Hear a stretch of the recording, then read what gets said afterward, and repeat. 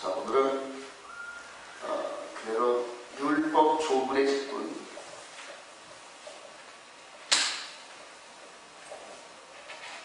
직분해놓고 새 언약의 직분. 바울 사도가 이 두 가지를 이렇게 놓고 새 언약의 직분, 즉 예수를 메시아로 영접한 백성들이 새 언약의 일꾼인데, 그 새 언약의 일꾼들과 옛 언약의 일꾼들이 서로 교차하면서 섞여 있었을 때의 모습이 초대교회.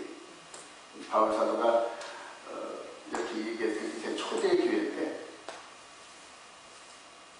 예수님의 십자가를 통하여서 율법 조문의 직분이 이제는 폐하였지. 그리고 새 언약의 직분이 시작되어지는 요 분기점인데, 요 분기점에서 율법 조문의 직분자들이 계속 나아가요. 전진하려고. 또 어느 한순간에 하나님의 역사가 마치 두부 짜듯이 딱 잘려지는 게 아니라 이렇게 모세 이후로 아브라함 이후 한 2000년 동안 전진하였던, 즉 아담 이후로 4000년 동안 전진하였던 이런 모든 구약의 율법 조문의 직분자들이 아직도 유효한 줄 알고 계속 가는 중이었던 거예요. 계속 가는 중. 바울 사도도 그 중에 한 명이었는데, 예수 그리스도를 영접하면서 이 십자가를 통하여서 깨달으면서 그대로 바울 사도가 새로운 직분의 이 비밀을 깨달아요. 이 바울 사도가 그랬어요. 나머지 수많은 사람들이 지금 이 14절에서 그들의 마음이 완고하여, 즉 이렇게 이 사람들이 계속 지금 모세 안에 있는 율법 조문의 직분이 계속 되는 줄 알고 계속 진행 중이라는 거예요. 그런데 십자가를 통해서 이 개혁의 때가 시작되면서 이전에 있었던 모든 불완전한 율법 체제를 하나님께서 한마디로 헐어버렸어요.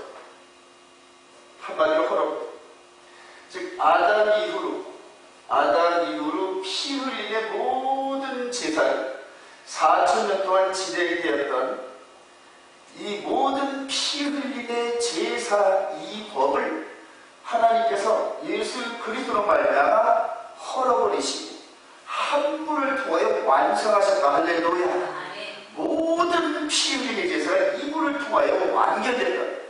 그래서 로마서 10장 4절에 예수 그리스도는 모든 피 흘림의 율법의 마침이 되시느니라. 종결자라, 끝났다. 예를 들어서 여기에서 1억 마리의 양하고 10억 마리의 소가 있다 칩시다. 그들의 피보다 주님의 보혈이 더 가치 있다. 할렐루야. 그렇게 해서, 근데 이제 아담 이후로 피 흘림의 제사가 계속 진행돼. 아까도 말씀드렸지만 이 시대에, 즉 아담 이후로 4000년간 흘리면서 피 흘림의 제사를 인도하던 직분자들이 있었던 거예요. 이 직분자들이 예수 그리스도가 이미 와서 완결된 걸 모르는 상태에서 계속 나가려는 거예요. 근데 이 안에 함께 있었던 율법학자였던 바울 사도가 이 십자가를 깨달으면서 여기서부터 영의 법, 즉 새 언약은 영의 법입니다. 영의 법을 선포하면서 이들의 진행을 딱 찾지. 그러니까 충돌이 일어날까요? 아니면 당연히 일어나요. 근데 이 영의 법은 예수 그리스도로 말미암아 이루어진 건데, 당시 이 율법 조문의 직분에 있는 사람들은 도저히 받아들일 수 없는 조건이었어요. 그게 뭐다? 나무에 달려 돌아가신 예수라는 청년이 메시아라는 거예요. 이거는 도무지 받아들일 만한 조건이 안 돼요. 지금도 유대인들, 혈통적 이스라엘 백성들은 예수를 메시아로 영접을 안 하고 있습니다. 물론 하는 사람도 있지. 그래서 이 하는 사람들을 로마서 10장에 보면 이 바울 사도가 남은 자들, 하는 시대마다 피 흘림의 제사, 불완전한 제사 가운데서도 항상 영적으로 이 시대가 올 줄 알고 믿고 깨달은 자들, 여기서 남은 자들로 예수 그리스도의 생명책에 기록이 되면서 역사를 흘러갔다.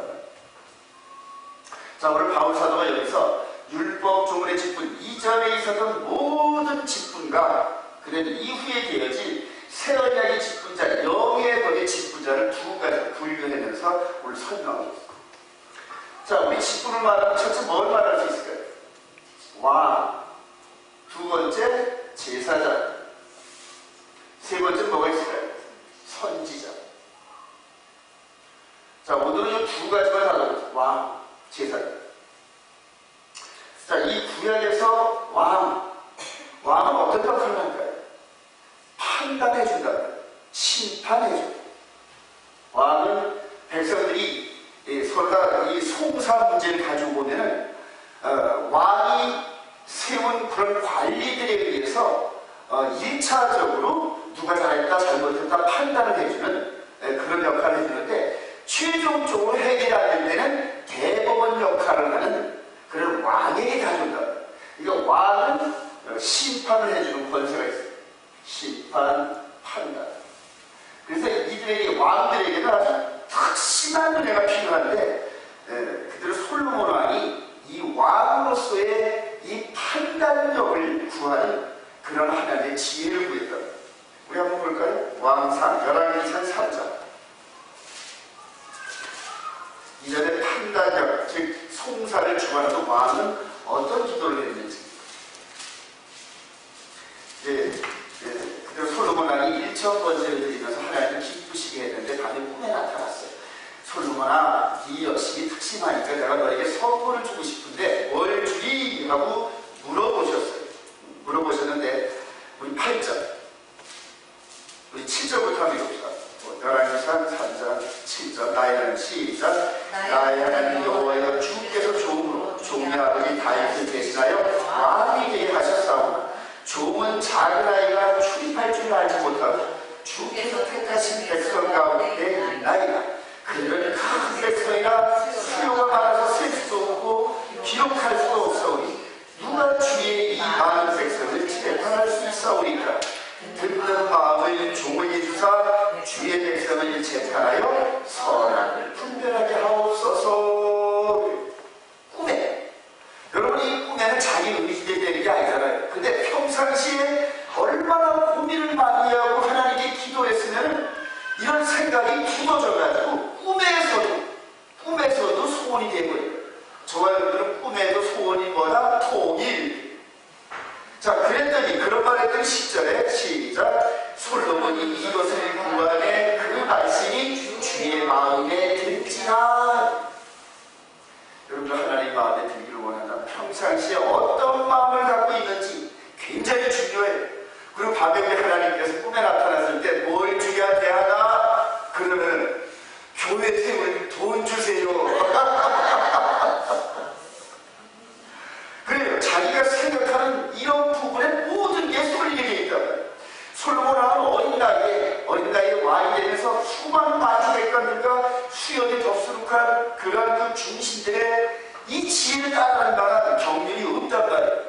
그러니까 가장 그 소원이 뭐냐 하면 이런 모든 사람들의 말하는 걸 듣고 판단하고 그리고 구별할 수 있는 능력이 필요하다는 것을 왕으로서 늘 고심을 했다. 그리고 만왕의 왕이신 하나님과 밤에 꿈에 만났더니 이렇게 부탁했더니 하나님께서 그걸 들어주시사.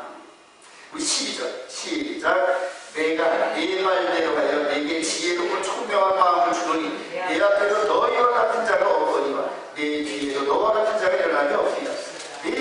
내가 구하지 아니한 후기와 영광도 주노니 내 평생의 왕부 중에 너와 같은 자가 없을 것이다. 네가 만일 내 아버지 다윗의 행함같이 내 일을 행하며 내 법도와 명령을 지키면 내가 또 내 날을 길게 하리라. 자고 일어나봤더니 꿈이더라. 여러분들의 삶이 주의 나라와 의를 먼저 구하는 삶이 되기를 소망합니다. 자, 그리고 나서 그 지혜를 시험해볼 그런 그 찬스가 16절에 이하에 창기의 두 여자가 그대로 한 아이는 죽은 아이, 한 아이는 산 아이를 갖다 놓고 이거를 분별하는 이런 그 시험을 받는데 솔로몬이 멋있게 해결하잖아요. 멋있게 해결했는데 그대로 우리 28절 한번 읽어보시죠. 시작. 온 이스라엘이 왕이 신기하여 판결함을 듣고 왕을 두려워했으니 이는 하나님의 지혜가 그의 속에 있어 판결함을 보이더라. 아멘. 구약의 이 왕은 백성들을 심판하고 인도하기 때문에 항상 지혜와 명철부에 올바른 판단력을 갖기를 원했단 말이에요. 그런데 이후에 이 판단력이 흐려진 왕들 때문에 나라가 흔들리고 결과적으로는 나라가 망하는 이런 사건이 있었죠. 자, 이렇게 심판과 판단을 받으면은 자, 오늘 솔로몬 그 왕이 두 여인을 놓고 거짓말한 여인과 진실을 말한 여인이 구분이 되잖아요. 그리고 거짓말한 여인은 어떻게 될까요? 당연히 죄가, 즉 거짓말하는 죄가 생긴단 말이에요. 거짓말하는 죄가 생기면서 수많은 사람들을 혼란케 했던 그 죄값을 어떻게 한다? 처리해야 돼요. 그래서 그 죄값을 처리할 때 누구한테 온다? 제사장한테 온다. 제사장. 근데 제사장은 이렇게 해서 판단과 심판을 받아서 죄짐을 얻고 그리고 하나님 앞에 나아가지를 못하는 그런 백성. 즉 죄를 껴안고 하나님께 나아갈 수 없단 말이에요. 이렇게 안식일날 하나님을 만나러 예배를 드리고 절기 때마다 하나님을 만나러 가야 되는데 죄짐 때문에 갈 수가 없단 말이에요. 그래서 제사장한테 가서 고백을 이렇게 제가 잘못해가지고 이렇게 해서 제가 죄를 얻었습니다. 이렇게 하면서 신분 따라서 제사장, 관리, 일반 백성들, 가난한 자들에 따라서 그 재물의 무게를 정해서 어떤 사람은 송아지, 어떤 사람은 비둘기 이런 식으로 해가지고 이 제사장은 이렇게 해서 죄를 처리하는 일을 하는 거예요. 항상 뭐가 따라온다? 피. 이건 무슨 지파가? 레위 지파. 이 레위 지파는 칼을 쓰는 걸 그렇게 좋아해요. 칼을 쓰는 거. 자, 그럼 왕은 어느 지파입니까? 유다 지파. 유다 지파를 통하여 왕은 계속되어지고 그리고 이 제사장은 레위 지파를 통해서 대대로 이어져요. 근데 이 제사장이 권세가 있어요. 그럼 권세가 즉 이 하나님 앞에 나아가는 그 길목 입구에서 칼을 들고 서 있다. 그리고 죄진 자는 죄의 싹은 사망이다. 칼의 권세가 있다. 그래서 일반 죄지는 백성들 이런 사람들은 왕 앞에 나갈 때나 제사장 앞에 나갈 때는 죄진 사람의 그런 모습으로 나아가니까 이 왕이나 제사장은 권세가 있다. 권세. 그래서 바울사도가 오늘 얘기하는 이 율법 조문의 직분 그래요. 그리고 정죄에서 죄값을 처리하는 피 흘리는 이런 직분자들의 이 영광도 구약시대에는 대단했다는 거예요. 대단했다는 거예요. 하물며 선지자는 뭐야? 선지자는 이 왕 앞에 가서 왕이여 당신이 잘못했다. 나단 산자 같은 경우에는 이 다윗한테 가가지고 비유를 얘기하고 나더니 당신이 그자야 이런 식으로 하면서 그러니까 바로 왕이라는 선지 앞에 무릎 꿇고 하나님께서 대신 보내신 선지자라는 그렇게 해서 왕, 제사장, 선지자 이 직분이 구분이 있었어요. 왕이 제사장 역할을 감당 못하는 거예요. 근데 때로는 왕이 교만해가지고 제사장이 드려지는 제사를 그냥 자기가 드리려다가 어떤 사람은 손이 문둥병이 되고 이런 식으로 해가지고 저주를 받는 그런 장면들이 구약에 여러 번 나오는 거예요. 자, 이렇게 해서 이 율법 조문의 직분이 이렇습니다. 자, 이런 직분 자체가 바로 성전에서 항상 이루어졌어요. 성전에서.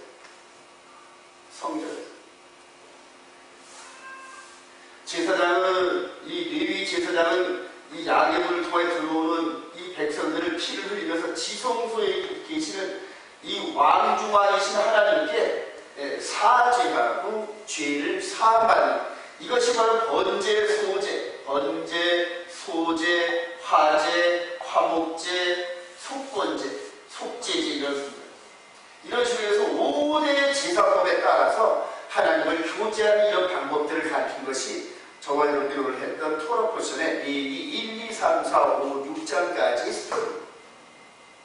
그래서 제사장이 이렇게 하나님이 법으로 정해주신 율법에 따라서 즉 지방대로 하는 것이 아니라 하나님의 율법칙에 따라서 그대로 준행하면서 집행을 하는 이 직분자들이 이 성전에서 있어요. 왕이라 하더라도 이 성전에 와서는 성전에서 제사장과 대제사장의 명령을 따라야 하는 이런 엄청난 권세가. 요즘에도 보면 정치인들이나 뭐 아주 높은 사람이라 하더라도 일반적으로 예배를 드릴 때는 목사가 설교를 할 때 그냥 그 밑에 듣고 순종하잖아요. 이런 시스템하고 맞닿아 보면 돼요. 자, 이런 식으로 해서 이런 모든 이런 그 율법 조문의 직분, 구약의 직분자들을 오늘 바울사도는 한마디로 정리해요. 한번 볼까요? 우리 다시 한번 고린도후서.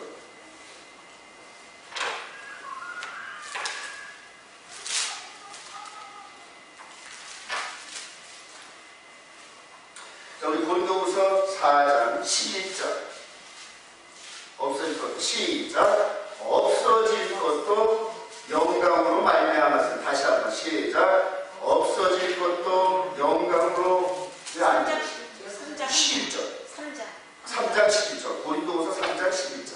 없어질 것도 시작. 없어질 것도 영광으로 말미암았으니 길이 있을 것은 더욱 영광 가운데 있으리라.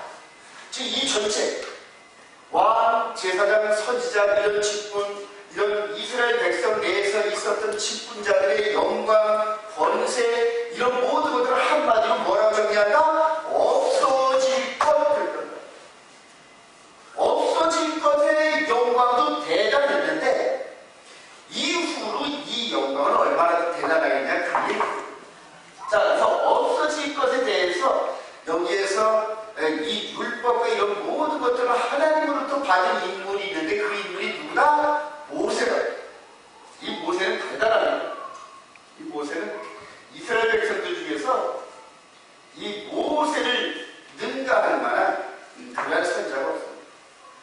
이 모세는 대제사장이 임명을 하고 선지자 왕적인 권세를 가지면서 이 왕, 제사장, 선지자들이 이런 권세를 몽땅 가졌던 그러한 그 상징적인 존재였어요.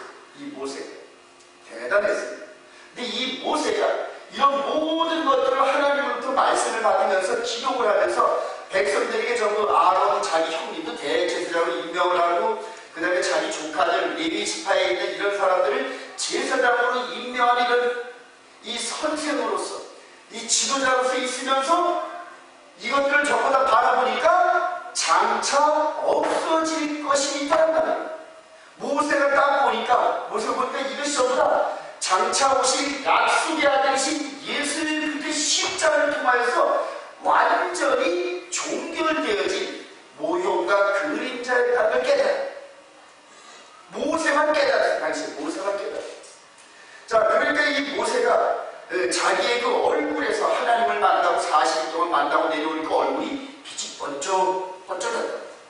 자, 그럼 한번 바라볼까요? 우리 출애굽기 한번 봅시다. 출애굽기 34장.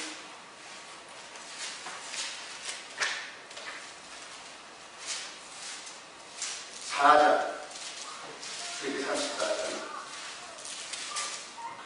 두 번째 올라갔다 내려오는 과정에서 29절 시작. 모세가 그 증거의 두 팔을 모세의 손에 들고 시내산에서 내려오니 그 산에서 내려올 때 모세는 자기가 여호와와 말하였으므로 말이라 얼굴 피부에 광채가 나나 깨닫지 못하였더라. 아론과 온 이스라엘 자손이 모세를 볼 때 모세의 얼굴 피부에 광채가 남을 보고 그에게 가까이 하기를 두려워하더니. 자, 첫 번째 올라갔다 내려올 때는 그대로 아론이 말에 그냥 그대로 금송아지 만들어가지고 하나님께 진도해. 그래서 다시 하나님 앞에 그냥 살살 들면서 용서를 빌고 두 번째 올라가서 두 돌팔을 갖고 내려올 때는 얼굴에 빛이 번쩍번쩍하면서 제 얼굴에 여러분들 만약 이 빛이 이 형광등빛 이런 것이 말고 얼굴에 빛이 쫙쫙 나오면 여러분들이 제 얼굴을 볼 때 어떨까요? 두렵겠죠? 얼굴에서 빛이 나온다. 이 모세가 그랬다니. 백성들이 아무도 얼굴을 보지 못하고 그러면서 잘못하면 모세가 뭘로? 신격화돼요. 그럴 오해의 소지가 있는 이때 하나님을 40시 2번 만났다온 그런 그 모세 입장에서는 하나님의 영광 앞에 인간은 그저 벌레만도 못할 존재. 차라리 벌레는 낫지. 왜냐면 죄를 안 졌습니다. 근데 우리 인간들은 하나님 앞에 죄이기 때문에 하나님의 영광에 결코 다가갈 수 없는 죄인이에요. 그걸 깨달으면서 자기를 향하여 무상시하고 그 다음에 숭배의 대상으로 삼을까봐 자기 얼굴을 아주 못 깨닫고 얼굴에다 수건을 내 아니여 나 아니여 오해하지 마라. 이 영광의 원천은 누구다? 하나님입니다. 그러니까 하나님께만 영광을 돌려라. 그래서 중간에 자기가 무상화 될까봐 얼굴을 커튼으로 가리면서 백성들을 만나고 가르치고 그랬다. 이것을 바울사도가 깨달았단 말이에요. 장차 이 모든 모세가 제정한 이런 언약과 율법 이런 모든 것들이 없어질 거라고요. 없어질 거예요. 즉 모형과 그림 알주시 정도 설명을 한다면 여러분들 왜 아파트 이런 것들은 뭐 한 10,000동씩 막 지어서 분양을 할 때는 어떤 기업체에서는 한 100억씩 들여가지고 모델하우스를 잘 짓답니다. 잘 짓어요. 근데 100억씩 들여가지고 그걸 질 때 목수들이 그걸 지면서 그대로 장차 이것이 영국이 나오니까 순간적이다. 아이고 여기까지 그러니까 부서질 거 조금 있어 뜯어버릴 건데 뭐 이렇게 비싼 것들인데야 이런 식으로 말할 거 아닙니까? 마찬가지 하나님께서 말씀을 받으면서 이 금으로 만든 성막 이런 모든 것들을 다 만들면서 장차 없어질 것에 대한 이런 결과를 모세는 알았단 말이에요. 그리고 이 모세를 통해 이런 모든 것들을 주목하게 하지 못하려고 나는 아니야. 그러면서 누구를 지향한다? 바로 예수 그리스도 할렐루야. 이분에게 영광을 돌리는 모세였다. 나는 아니란 말이야. 장차 내 뒤에 나 같은 선자가 올 터인데 그가 바로 하나님의 아들이셔. 이런 식으로 해서 영광을 하나님께 돌리는 거야. 한마디로 정리하면 율법적으로 짓고 이런 모든 것들이 장차 없어질 거다. 할렐루야. 자, 그럼 이제 장차 나타날 직분은 어떤 직분이냐?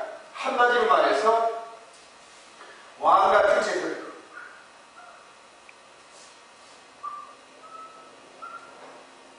이 말을 한 사람이 누구죠? 베드로라. 우리 베드로전서 2장 한번 가보죠. 베드로전서 2장.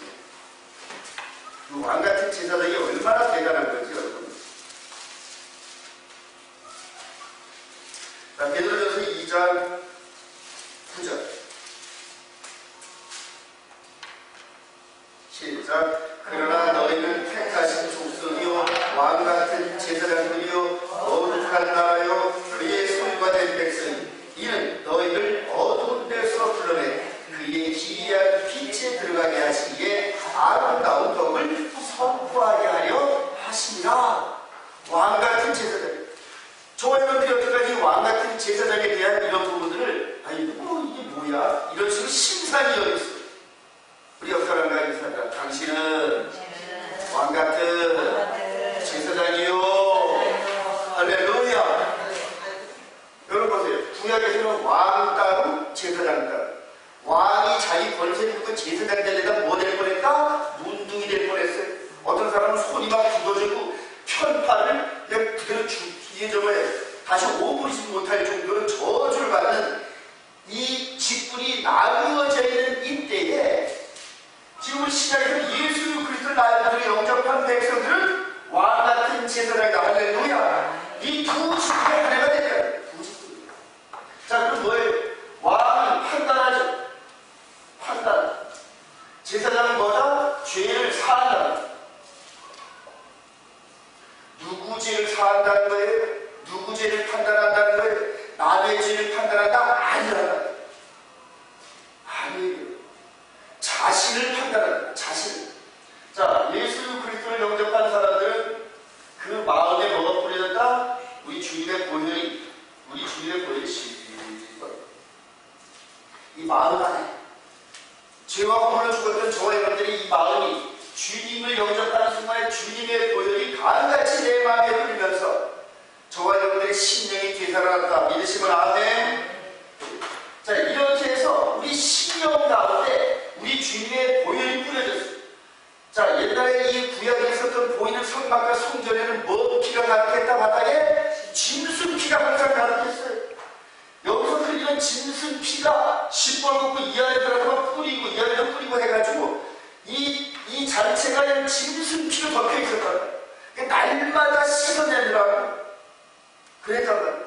자, 그런데 이제 저와 여러분들이 마음 안에 주님의 보혈이 예수 그리스도를 나의 구주로 영접하는 순간에 주님의 보혈이 뿌려졌는데 왜 뿌려졌을까? 성전 지으라고. 성전 지으라고. 그래서 이제는 우리 주님께서 이 그리스도 보혈을 터로 기초로 삼아서 여기에다 성전을 건축하세요. 여기가. 이것은 무슨 성전이다? 마음 성전이다. 마음 성전을 건축하시면서 여기에 있었던 두 돌판의 십계명이 마음 안에 기록되어 있어요. 여기에서 레위 지파로 말미암았던 이 제사장의 역할을 누가 한다? 나 자신이 하는 거예요. 나 자신.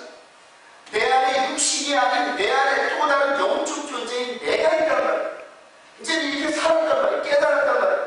이 안에서 하나님의 말씀 내 마음판에 기록돼서 이렇게 기록되어 있는 대로 해가지고 내 영혼이 이 말씀에 어긋나는 행동을 하면 어떻게 할까? 왕같은 왕같은 모습으로 이 지혜, 내 마음에 기록되어 있는 토라의 말씀을 통하여 이것이 죄인지 죄가 아닌지 스스로 판단한다. 스스로 판단하면서 나의 죄에 대해서 판단한다. 이해가 되시면 아멘. 이 부분을 요한일서에 기록되어 있어요. 요한일서 2장. 이게 사도들이 전부 다 깨달을 겁니다. 이 비밀을. 요한일서 2장 27절.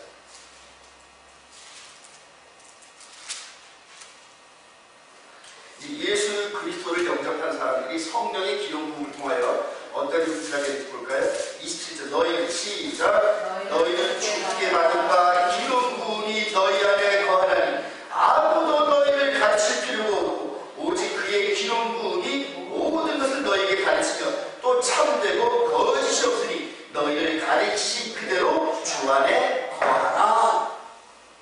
이 솔로몬 왕에게 누가 지혜와 명철을 부어주셨다? 하나님께서 부어주신 줄 믿으시면 아멘.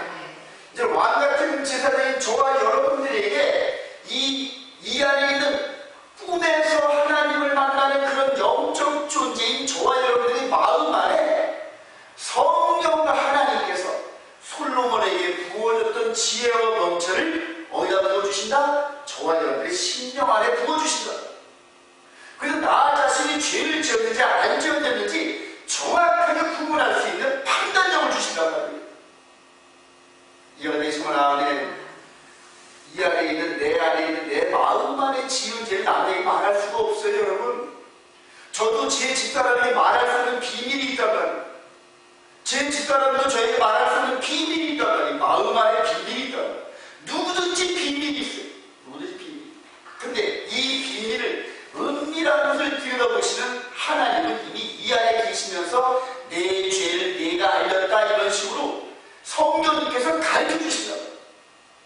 이 안에 내가 죄를 풀고 있으면 이 안에 계시는 이 성령님의 기름 부음을 통하여서 죄 때문에 견디지 못하는 거죠. 마치 우리 그 육신의 살에 암이 존재해서 커져가듯이 우리 마음에 죄가 있으면 못 견디는 거예요. 못 견디는. 왜냐? 성령께서는 자꾸 가르쳐 주셔요. 네 안에 네가 죄를 품고 있다. 네는 죄를 품고 있다. 왕 같은 우리 안에 판단력으로 하나님께서 자꾸 가르쳐 주신다. 못 견디는 거예요. 그럼 그 다음 또 어떻게 한다? 이제는 제사장의 역할을 해야겠다. 이 죄를 어떻게 한다? 씻어내야겠다. 죄를 처리해야겠다. 예전에는 죄를 처리하려면 어디 가야겠다? 성전의 제사장한테 쫓아가세요. 이런 시스템으로 아직까지 이 카톨릭에서는 이 사제 고백이라는 나이 뭐래? 신부한테 고해 성사나 이런 걸 해가지고 이런 식으로 해서 제사장이 자기 죄를 제사장한테 고백하듯이 일반 성도들이 신부한테 가서 고해 성사를 해가지고 그렇게 하는 이 구약 시스템을 따라가고 있는데 아니 그 사람들도 이 영혼에 깊숙이 숨어있는 이 자신의 죄나 이 고민 덩어리를 절대 신부한테 풀어놓지 못한다. 불완전한 그러한 제사법이다. 근데 우리 안에 있는 이 마음, 우리 안에 함께 하시는 성령님에게 말을 안 해도 성령님이 이미 알고 계셔요. 그래서 우리가 꾹 해서 다윗처럼 1년 동안 아무 말도 안 하고 그냥 그대로 바세바와 그냥 그대로 신혼여행 즐길 때 하나님께서 침묵하고 아무 말도 안 하셨어요.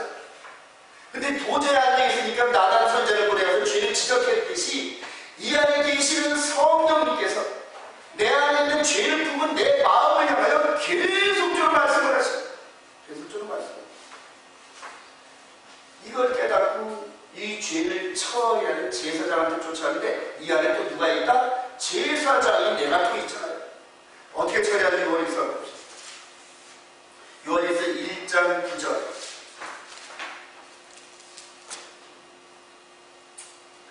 만일 시작. 만일 우리가 우리 죄를 자백하는 그는 기쁘심으로사 우리 죄를 사하시는 우리를 모든 불의에서 깨끗하게 하실 것이요. 할렐루야. 여러분들이 이렇게 말씀을 통하여 왕같은 제사장의 비밀이 벗겨지죠, 여러분. 근데 옛날에는 둘이 뭉실해서 왕같은 제사장이 뭉쳤다는 거야. 이랬는데 이제는 구약에 있는 이 없어질 직분을 통하여서 왕의 역할, 제사장의 역할이 뭔지, 그리고 이제는 왕같은 제사장의 역할 속에서 내 마음 안에 있는 죄, 하나님께서 그래서 우리를 1대1로 우리 마음 가운데 성전을 지어주시고 1대1로 우리를 인도하시는 거예요. 옛날처럼 이렇게 이렇게 굴비도 묶듯이 이렇게 인도하시는 것이 아니라 이제는 예수 그리스도의 보혈을 통하여서 우리 각 사람 마음 안에다가 개별 성전을 지어주시고 구약 시스템에 있었던 이런 모든 시스템을 이해하는 그렇게 하신다. 근데 이 영적 비밀을 깨달은 사람들이 극히 드물어요, 여러분. 극히 드물어요.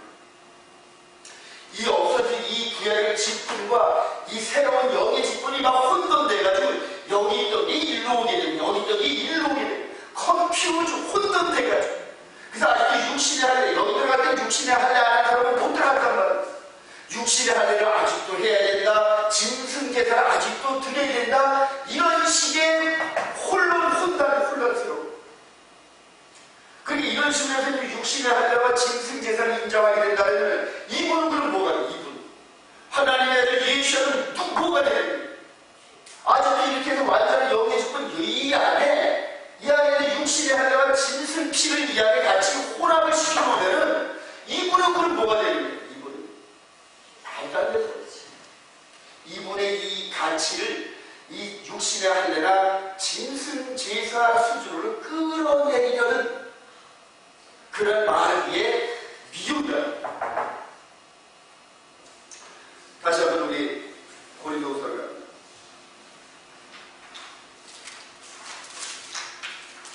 우리 14절 다시 한번. 그러나 시작.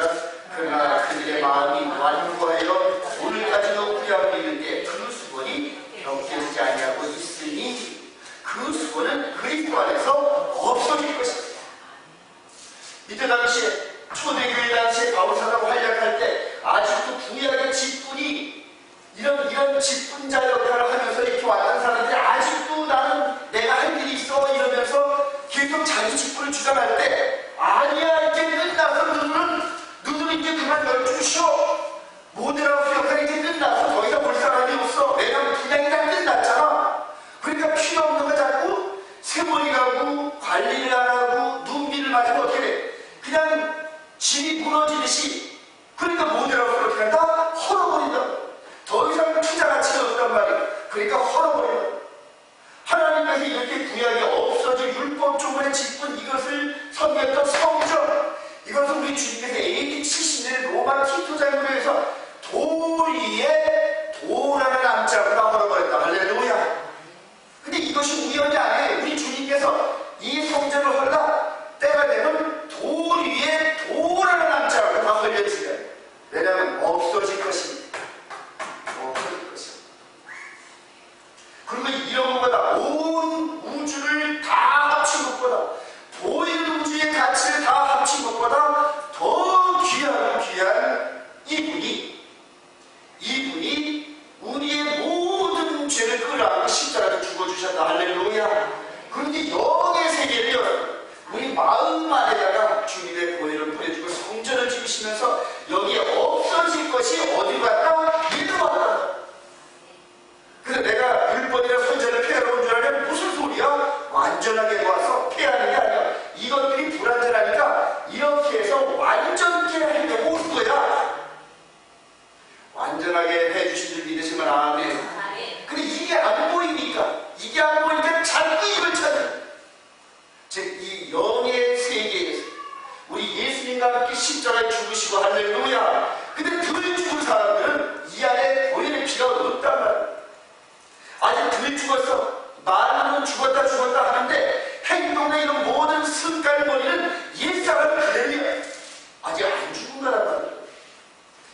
우리가 십자가 죽는 것은 평생 죽어야 돼요. 평생. 저도 이 비밀을 깨달은 게 얼마 안 되는 거예요. 그래 예수가 이렇게 해서 껍데기식으로 이렇게 혼미하다가 이 마음의 변화라는 게 거의 없이 그대로 살아가다가 이 아이의 이 영적 비밀을 깨닫고 나서부터는 제가 꼬꾸라졌습니다. 꼬꾸라졌습니다. 그러면 4, 5년 지나다 보니까 이제는 이 안에서 자정 능력이 엄청나게 강해져.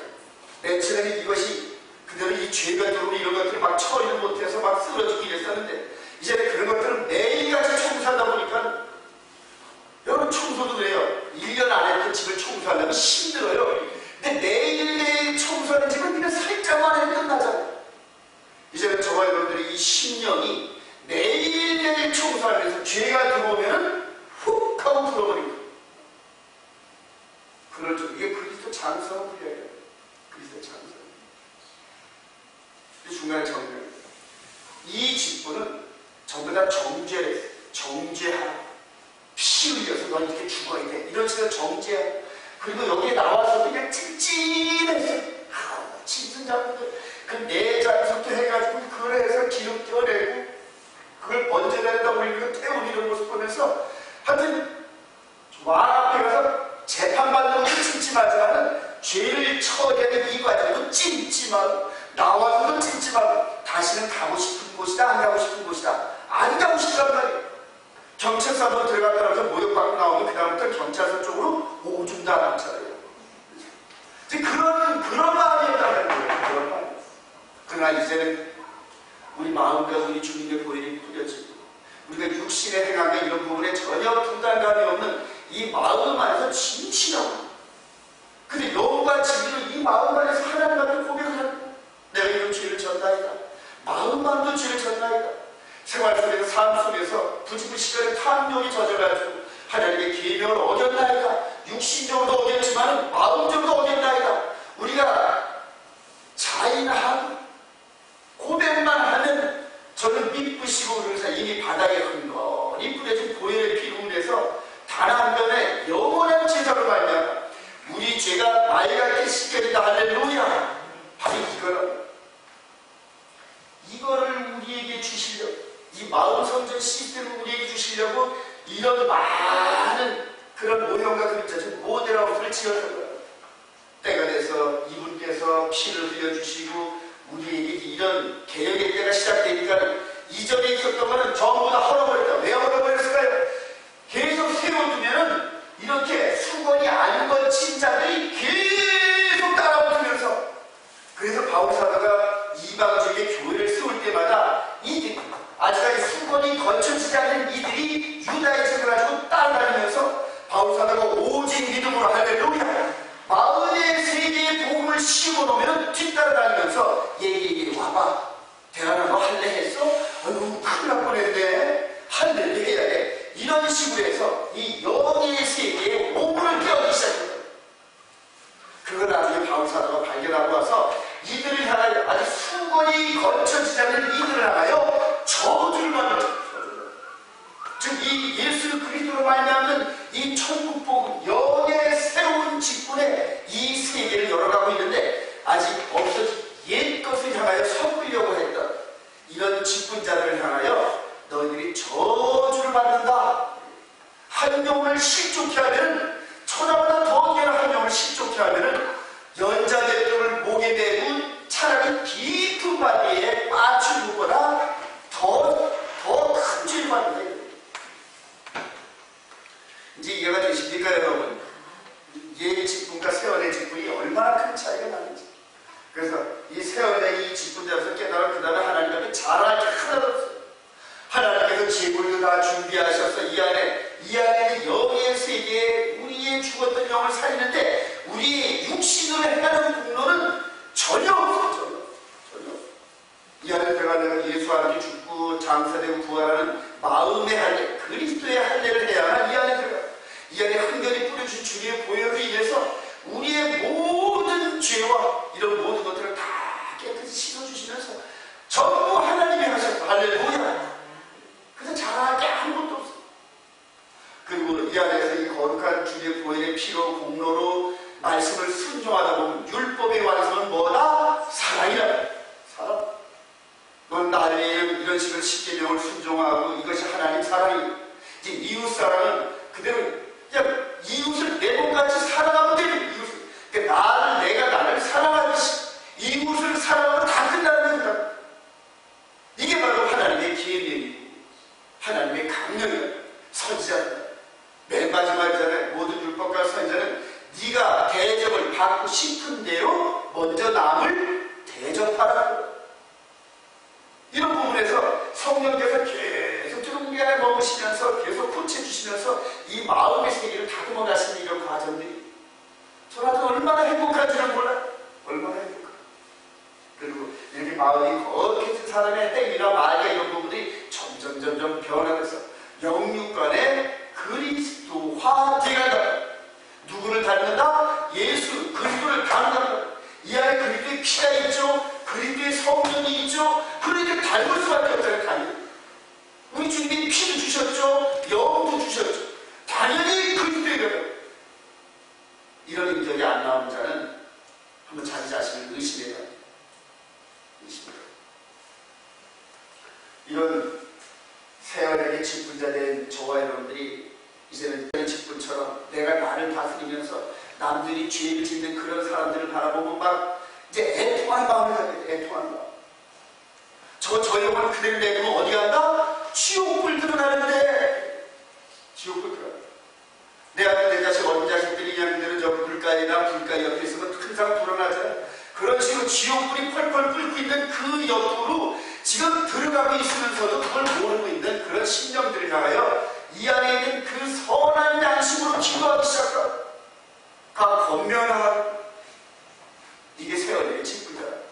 여기 세월의 직분자 이 안에 사랑이 가득한 직분자는 남을 저주를 안 합니다. 남이 피해를 입을 짓을 안 합니다.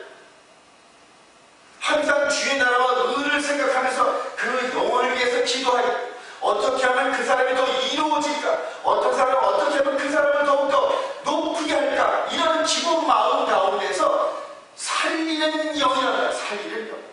여기는 죽이는 직분이었는데 여기는 살리는 직분이다.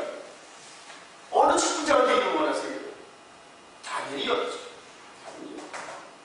이렇게 세월에게 직분자된 여러분들에게 이 고린도전서 13장의 12절에 가면 하나님께서 그 직분자에 걸어가는 달란트를 막 부어주시잖아요.